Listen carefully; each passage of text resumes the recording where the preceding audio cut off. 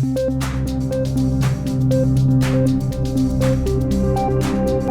community review of the draft Hamakua Community Development Plan has been completed.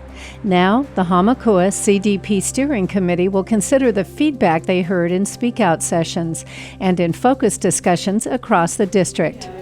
One thing planners heard at this recent meeting in Pepeikeo, residents want better protections for coastal resources. That is an ongoing conversation, and we appreciate comments on that shoreline setback, but it's an ongoing conversation with engineers, architects, and we're looking at definitions of where the shoreline starts. One county action being considered is regarding shoreline setbacks. Because currently, the minimum shoreline setback is 40 feet.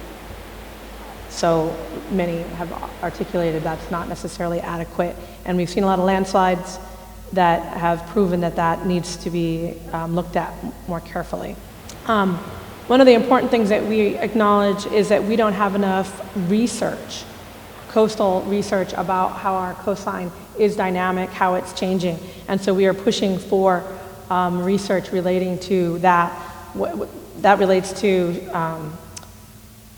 sea level rise, climate change, etc. We need to be doing some studies about our coastline. And that's not just for Hamakua, that's for the whole island as well, but we know that we've seen examples of that.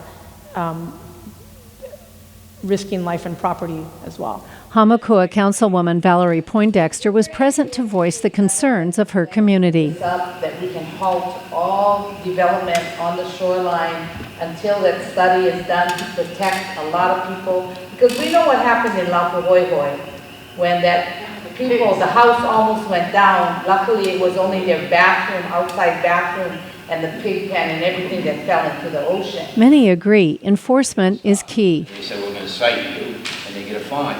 And they consider that just part of the building expense. You know, it's got to have more teeth to somehow to people to have some respect for the laws of our county. I would love to see that instead of just a fine, that they would have to break down whatever the fine was. You know, so if there was a helipad and it's not supposed to be there, the fine along with it would be take it down. We give them the incentive to. Right, because you're building $1 million house there that was supposed to be basically a sod farm. Sod farm, and they were fined, and then you pay the fine, and so what? You know, you can afford to. I would want them to basically take it down and go what your permit was. You know, something has to be put in place.